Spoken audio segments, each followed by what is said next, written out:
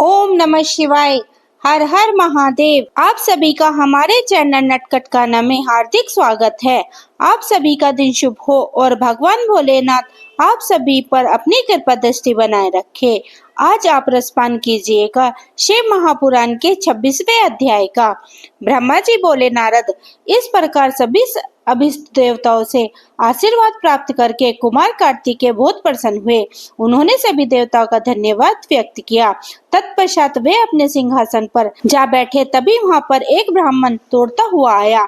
उस ब्राह्मण ने आकर कार्तिकेय को प्रणाम किया और उनके चरण पकड़ लिए और बोला, हे स्वामी, मैं आपकी शरण में आया हूँ, मुझ पर कृपा करके मेरे कष्टों को दूर करे। तब कार्तिकेय ने उस ब्राह्मण को उठाया और आदर पूर्वक अपने पास बैठाकर उसके दुखी होने का कारण पूछा। तब वह ब्राह्मण बोला, हे भगवान, मैं अश्वमेध यज्ञ कर रहा हूँ, परंतु आज मेरा घोड़ा अपने बंधनों को तोड़कर कहीं चला गया है। हे प्रभु, मुझ पर कृपा करे और मेरे घोड़े को यथाशीघ्र ढूंढ दे, अन्यथा मेरा यज्ञ भंग हो जाएगा। यह कहकर वह ब्राह्मण पुनः कार्तिकेय के चरणों को पकड़कर रोने गिड़गिड़ाने लगा। वह रोते रोते बोला, आप पूरे ब्रह्मांड के स्वामी हैं, आप सबके सेवा करने पर सदा तत्पर रहते हैं, आप सब देवताओं के स्वामी हैं और त्रिलोकीनाथ भगवान शिव के पुत्र हैं। इस प्रकार उस ब्राह्मण द्वारा की गई स्तुति को सुनकर कुमार कार्तिकेय बहुत प्रसन्न हुए। तब उन्होंने अपने वीर बलशाली मुख्य गण वीरबाहु को बुलाकर उसे घोड़े को जल्दी से जल्दी ढूंढ लाने की आज्ञा प्रदान की। तब यज्ञ को विधि विधान के अनुसार पूर्ण करने के लिए कहा। तब वीरबाहु ने कार्तिकेय को प्रणाम किया और ब्राह्मण के घोड़े को ढूंढने के लिए निकल पड़ा। उसने पृथ्वी पर हर जगह उस घोड़े को ढूंढा। जिस व्यक्ति ने जो भी जानकारी दी उसके अनुसार वीरबाहु ने हर जगह उसकी तलाश की, परंतु वह असफल रहा। तब वह उस घोड़े की तलाश करने के लिए भगवान श्री हरि विष्णु के लोक बैकुंठ धाम में गया।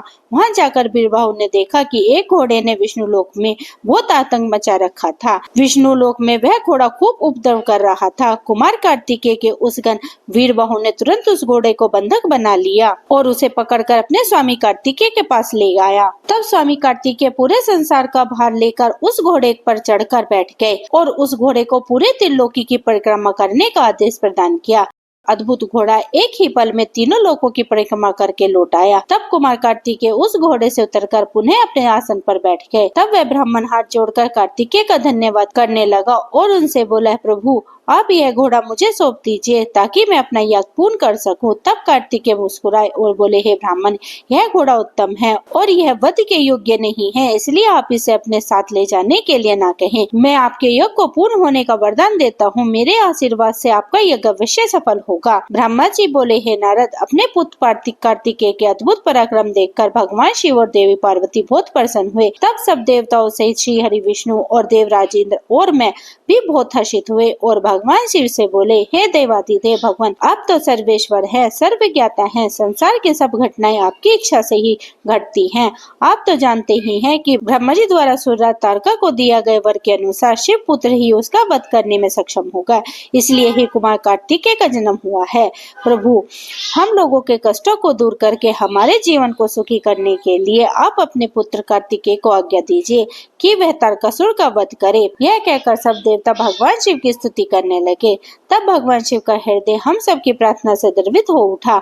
उन्होंने हमारी प्रार्थना को स्वीकार कर लिया और अपने पुत्र कार्तिकेय को देवताओं को सौंप दिया। तब भगवान शिव ने अपने पुत्र कार्तिकेय को यह आज्ञा दी कि देवताओं की विशाल सेना से का नृत्य करे और देवताओं के दुखों और संकटों को दूर करने के लिए तारकासुर का वध करे। अपने पिता भगवान शिव की आज्ञा पाकर स्वामी कार्तिकेय बहुत प्रसन्न हुए। तब उन्होंने हाथ जोड़कर अपनी माता पार्वती और पिता महादेव जी को प्रणाम किया और कहा कि हे माता, हे पिता, आप मुझे विजय होने का आशीर्वाद प्रदान करें। यह सुनकर भगवान शिव मुस्कुराए और बोले, कुमार, निश्चय ही तुम अपने इस प्रथम युद्ध में अपने घोर शत्रु तारकासुर का वध करके विजय होगे। हमारा आशीर्वाद सदैव तुम्हारे साथ है। इधर देवी पार्वती के हृदय में अपने प्रिय पुत्र के युद्ध में जाने की बात सुनकर ही पीड़ा होने लगी। वात्सल्य के कारण उनकी आंखों में आंसू आ गए थे। वे बहुत दुखी हुए और कहने लगी, हे नाथ, हे देवादिदेव, मेरा पुत्र कार्तिकेय अभी बहुत छोटा है और वह तारकासुर महाबली और शक्तिशाली है। उस दुष्ट ने अपनी दुष्टता से सभी देवताओं को परास्त कर दिया है। जब इतनी अशक्ति के स्वामी देवता उसका कुछ नहीं बिगाड़ सके तो यह मेरा नन्हा सा पुत्र भला कैसे उसे हरा सकता है। मेरा दिल मुझे कार्तिकेय को युद्ध में भेजने की आज्ञा नहीं देता है। मैं अपने पुत्र को अपने साथ रखना चाहती हूँ। यह वचन सुनकर सभी देवताओं सहित भगवान शिव भी चिंतित हो गए। तब महादेव जी देवी पार्वती को समझाते हुए बोले, हे देवी, हे शिवा, आप सामान्य स्त्रियों की तरह क्यों घबरा रही हैं? यह मेरे और आपका पुत्र होने के कारण महाशक्तिशाली और वीर योद्धा है। देवताओं ने इसे अपनी अभिष्ट शक्तियां प्रदान की हैं। कार्तिकेय की जीत निश्चित है। कार्तिकेय का उत्पन्न होना तारकासुर के वध का प्रतीक है। आप व्यर्थ में चिंतित न हो और अपने पुत्र की खुशी खुशी तारक के वध के लिए भेजे। भगवान शिव के ऐसे वचन सुनकर देवी पार्वती को बहुत संतोष हुआ और उन्होंने कार्तिकेय को युद्ध में जाने की आज्ञा दे दी।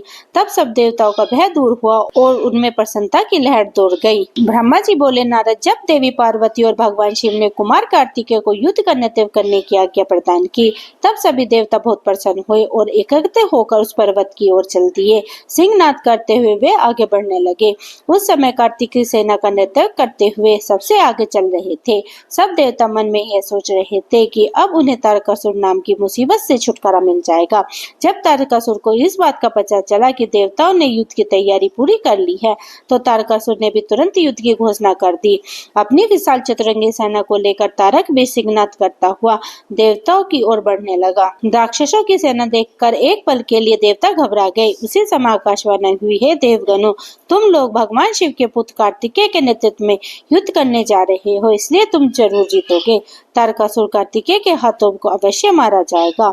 उस आकाशवाणी को सुनकर सभी देवताओं का उत्साह बढ़ गया और उनका डर दूर हो गया। उसी समय दुदुम्बी और अनेक प्रकार के बाजों की ध्वनि आकाश में गूंजने लगी। तब देवता और राक्षस युद्ध करने के लिए पृथ्वी और सागर के संगम पर पहुंचे। दोनों पक्षों में बड़ा भयानक युद्ध छिड़ गया। युद्ध की भयंकर गर्जना से पृथ्वी डोलने लगी। देवताओं की सेना का नेतृत्व शिव पुत्र कार्तिकेय कर रहे थे। उनके पीछे पीछे देवराज इंद्र सहित देवताओं की विशाल सेना थी।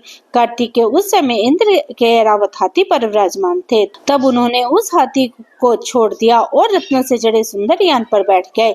उस सुंदर विमान पर प्रचेतन ने सुंदर छत्र रखा। उस सुंदर विमान पर बैठकर कार्तिकेय बहुत निराले और शोभा संपन्न लग रहे थे। उसी समय देवता और असुरों में भयानक युद्ध प्रारंभ हो गया। पृथ्वी कांपने लगी और पल भर में खंड मुंडों में बदलने लगी। हजारों सैनिक जो पराक्रम से लड़ रहे थे, कट कट कर और घायल होकर धरती पर गिरने लगे। चारों तरफ खून की नदियां बहने लगी। एक भयानक दृश्य देखकर बहुत से भूत प्रेत और गिद्दड़ गिद्दड़ियां उन मांस को खाने और खून पीने के लिए वहां आ गए। तभी महाबली तारकासुर ने विशाल सेना सहित देवताओं पर आक्रमण किया। देवता इंद्र सहित अनेक देवताओं ने उसे रोकने का बहुत प्रयत्न किया, परंतु असफल रहा और तारकासुर भयानक रचना करते हुए आगे बढ़ता गया। चारों ओर भयानक शोर मचा हुआ था। आक्रमण करते समय सेना जोर जोर से अपने मुंह से आवाज निकालते हुए आगे बढ़ रहे थे। देवता और राक्षसों का युद्ध बड़ा विभक्त रूप ले चुका था। वह भारी कोहल मचा हुआ था। तत्पश्चात देवता और असुरजन तारक ने राक्षस गण आपस में द्वंद्व युद्ध करने लगे। एक दूसरे को मारकर वे अपने को बहुत बलशाली समझ रहे थे। वे बल के साथ एक दूसरे को प्रहार कर रहे थे। कोई किसी के हाथ तोड़ देता तो कोई किसी के पैर। दोनों सेनाएं अपने को पराक्रमी समझ रही थी। ब्रह्मा जी बोले, नारद, इस प्रकार देवता और दानवों में बड़ा विनाशकारी युद्ध होने लगा। तारकासुर ने अपनी विशेष शक्ति चलाकर इंद्र आदि को घायल कर दिया। उस प्रकार दानवों का सेना में वीर और बलवान राक्षसों ने देवताओं की सेना को बहुत नुकसान पहुंचाया। उन्होंने कई लोकपालों को युद्ध में हरा दिया और देवगणों को मार मार कर भगाने लगे। असुर सैनिकों को देवताओं पर हावी होते देखकर असुर खुशी से झूम उठे और भयंकर गर्जना करने लगे। तब देवताओं की ओर से लड़ रहे वीरभद्र क्रोधित होकर तारकासुर के निकट पहुंचे। असुरों ने वीरभद्र को चारों ओर से घेर लिया। उन्होंने परस्पर पासा, खड़ग, फासा और पसंडी आदि आयुधों का प्रयोग किया। देवताओं और असुर आपस में गुत्थम गुत्था होकर लड़ने लगे। तभी देवताओं की ओर से वीरभद्र तारकासुर से लड़ने लगे। वीरभद्र ने पूरी शक्ति से तारकासुर पर आक्रमण किया और उसके त्रिशूल से प्रहार से घायल कर दिया। घायल होकर तारक जमीन पर गिर पड़ा, परंतु अगले ही पल उसने स्वयं को संभाल लिया और पुनः खड़ा होकर वीरभद्र से युद्ध करने लगा। महाकेतकी तारक ने भीषण मार से वीरभद्र को घायल करके वहां से भगा दिया। तत्पश्चात वहां युद्ध कर रहे देवताओं को अपने क्रोध का निशाना बनाया। तारक देवताओं पर अपने बाणों की बरसात करने लगा। तारकासुर के इस अन्यास बाणों की वर्षा से देवता भयभीत हो गए। तब स्वयं श्री हरि विष्णु तारकासुर से लड़ने के लिए आ गया। श्री हरि ने गदा से तारकासुर पर जो ही प्रहार किया, उसने विशिष्ट बाण मारकर उनके 2 टुकड़े कर दिए। तब क्रोधित होकर विष्णु जी ने सारंग धनुष उठाया और तारक को मारने के लिए आगे बढ़े। तभी तारक ने प्रहार करके उन्हें गिरा दिया और विष्णु ने गुस्से से सुदर्शन चक्र चला दिया। नारद तब मैं कुमार कार्तिकेय के पास जाकर उनसे कहा कि मेरे दिए वरदान के अनुसार तारकासुर का वध आपके हाथरी हाथों से होगा, इसलिए कोई भी देवता तारक का कुछ भी नहीं बिगाड़ सकता। यह सुनकर कार्तिकेय रथ से नीचे उतर गए और पैदल ही तारका को मारने के लिए दौड़े। उनके हाथ में उनकी शक्ति थी जो लपटों के समान चमकती हुई उल्का की तरह लग रही थी। 6 मुख वाले कुमार कार्तिकेय को देखकर तारकासुर बोला, देवताओं, क्या यही बालक है तुम्हारा वीर पराक्रमी कुमार जो शत्रुओं को पल भर में विनाश कर देता है?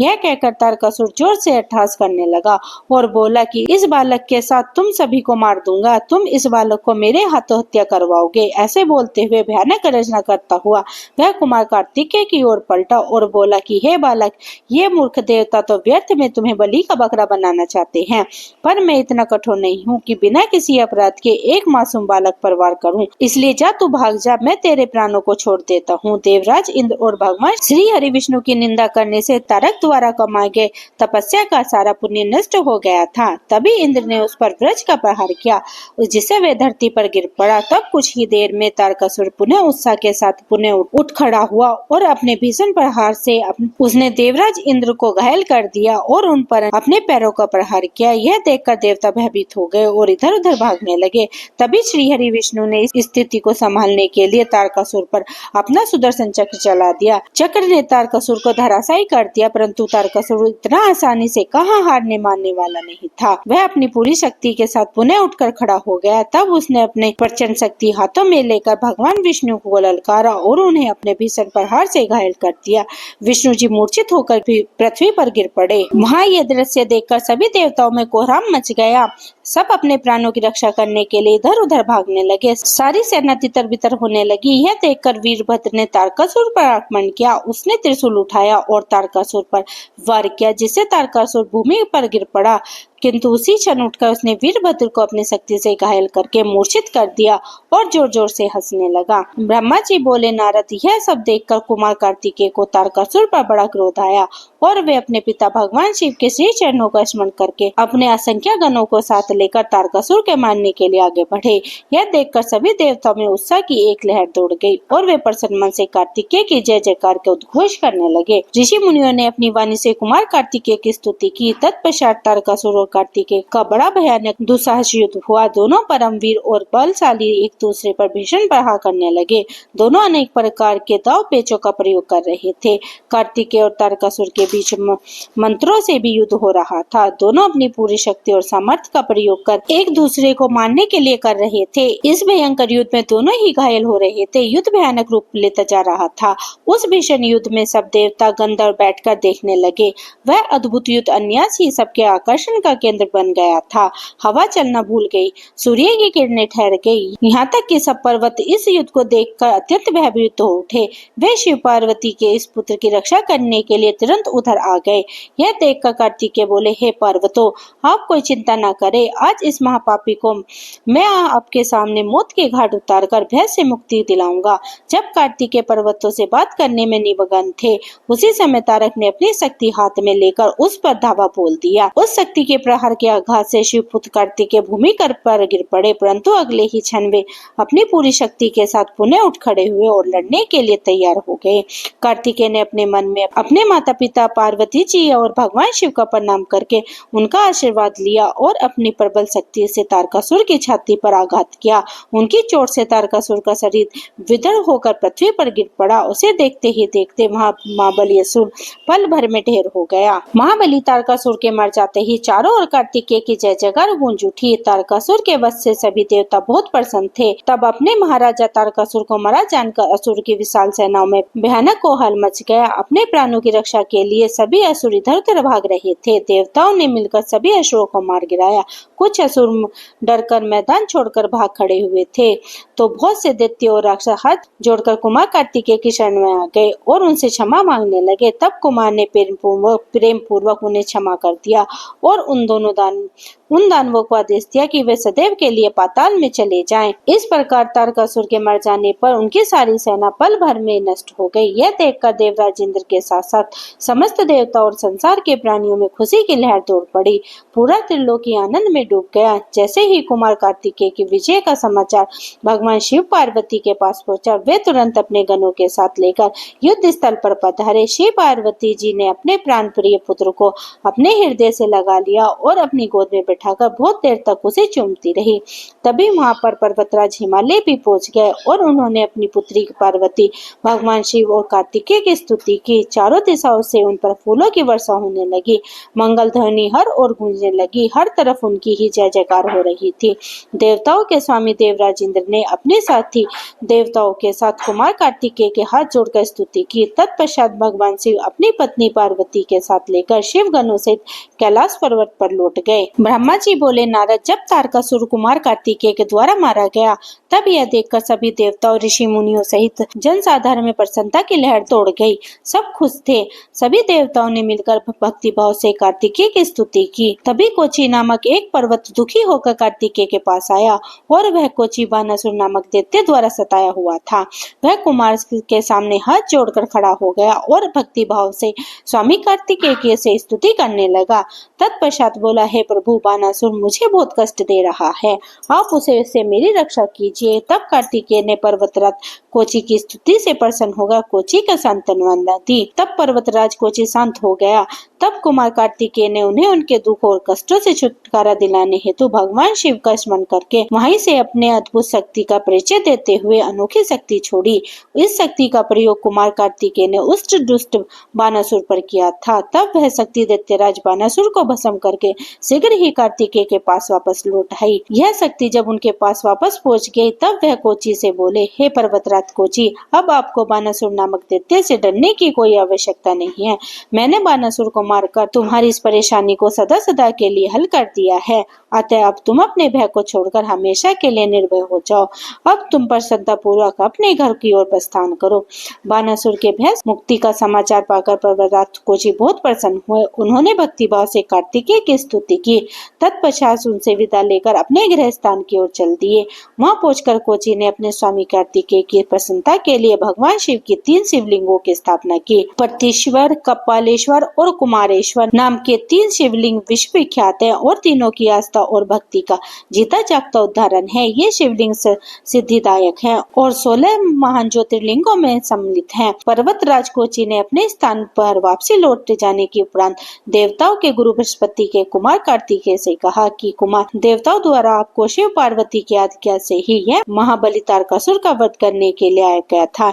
इस अभिष्ट कार्य की पूर्ति हो चुकी है, तब आपको कैलाश पर्वत पर लौट जाना चाहिए। गुरु बृहस्पति की बात अभी पूरी भी नहीं हुई थी कि तभी पर लंबासुर नामक दैत्य ने उपद्रव मचाना शुरू कर दिया और लोगों को कष्ट देना प्रारंभ कर दिया। तब शेष जी के पुत्र कुमुद दुखी अवस्था में कुमार कार्तिकेय के पास आए। वह आकर कुमुद ने कार्तिकेय की स्तुति की और कहा, हे प्रभु, मैं आपकी शरण में आया हूँ। हे गिरिराज गिरजा पुत्र, मुझे लंबासुर ने प्रताड़ना से मुक्ति दिलाइए। तब कुमार कार्तिकेय ने प्रसन्नता पूर्वक कुमुद को लंबासुर द्वारा दिए गए कष्टों से मुक्ति दिलाने हेतु अपनी शक्ति द्वारा उसका ही भी संहार कर दिया। उस पर लंबासुर को अपने साथियों सहित मरा जानकर उसके शेष पुत्र कुमुद ने कार्तिकेय जी की बहुत स्तुति की और अपने निवास स्थान पाताल को चला गया। ब्रह्मा जी बोले, हे नारद, इस प्रकार जब कार्तिकेय द्वारा दैत्यराज बानासुर और लंबासुर को भस्म कर दिया गया तब सभी देवताओं ने हर्ष से कुमार कार्तिकेय का सांत्वना की। देवता बोले, हे देव, हम राक्षस तारक का वध कराने वाले आपको नमस्कार करते हैं। हे शंकर नंदन, हे गिरिराज गिरजा पुत्र, आपने बानासुर और लंबासुर नामक राक्षसों को मारकर इस त्रिलोक के संकट को दूर किया है। आपकी भक्ति पवित्र है तथा आपका स्वरूप विघ्नों का नाश करके अभय प्रदान कराने वाला है। हम सब सच मन से आपकी स्तुति करते हैं। आप हमारी इस स्तुति को स्वीकार करें। कुमार हम आशा करते हैं कि आप इस प्रकार सदैव हमारे कष्टों और संकटों से दूर कराने वाली करके हमारी सहायता करोगे। देवता द्वारा की गई इस अन्य स्तुति को सुनकर कुमार कार्तिकेय का हृदय प्रसन्नता से खिल उठा। उन्होंने सभी देवताओं का हर्ष उत्तम वरदान प्रदान किए तथा भविष्य में सदैव सहायता करने की उन्हें वचन दिया। पर्वतों द्वारा की गई स्तुति से प्रसन्न होकर कार्तिकेय बोले, हे भूधरो, आप सदा से उत्तम और श्रेष्ठ हैं। आज से आप सभी साधु संतों और तपस्या में लीन रहने वाले साधकों द्वारा पूजनीय होंगे। पर्वतों में श्रेष्ठ मेरे नाना हिमालय इन ज्ञानी और तपस्वियों के लिए फलदाता सिद्ध होंगे। श्री हरि विष्णु बोले, हे कुमार, महाबली तारक का वध करके आपने इस चराचर जगत को सुखी कर दिया है। अब आप अपने पुत्र होने का कर्तव्य भी निभाइए। अब आपको अपने माता पिता भगवान शिव और पार्वती की प्रसन्नता के लिए उनके पास कैलाश पर्वत पर जाना चाहिए। तत्पश्चात कुमार सभी देवताओं के साथ दिव्य विमान में बैठकर अपने माता पिता के पास कैलाश पर्वत की ओर चल दिए। वे सब आनंद ध्वनि करते हुए भगवान शिव के पास पहुंचे। विष्णु जी सहित सभी देवताओं ने त्रिलोकीनाथ भगवान शिव को प्रणाम करके उनकी स्तुति की। कुमार कार्तिकेय ने भी अपने माता पिता के सेवा भाव से प्रणाम किया। भगवान शिव ने प्रसन्नता से अपने पुत्र का मुंह चूम लिया और बहुत स्नेह किया। देवी पार्वती ने कुमार को अपनी गोद में बिठाकर खूब चूमा। यह देखकर सभी देवता आनंद में मगन होकर शिव, पार्वती और कार्तिकेय की जय जयकार करने लगे। तत्पश्चात सभी देवताओं सहित श्री हरि विष्णु और मैं देवाधिदेव शिव जी से जाने की आज्ञा मांगी और अपने अपने लोक को चले गए। तब भगवान शिव अपनी प्रिय प्राण प्रिय देवी पार्वती और पुत्र कार्तिकेय के साथ आनंद पूर्वक कैलाश पर निवास करने लगे। हर हर महादेव। आज की शिव महापुराण की कथा हमारी यहीं विराम ले रही है। आगे के अध्याय सुनने के लिए आप मेरे चैनल को सब्सक्राइब करें और बेल आइकन को प्रेस करें, जिससे कि आने वाली वीडियो की नोटिफिकेशन आपको मिलती रहे। और आप मेरी वीडियो को ज्यादा से ज्यादा शेयर करें और लाइक करें। मिलती हूँ शिव महापुराण के आने वाले अध्याय के साथ। तब तक के लिए हरे कृष्णा, राधे राधे।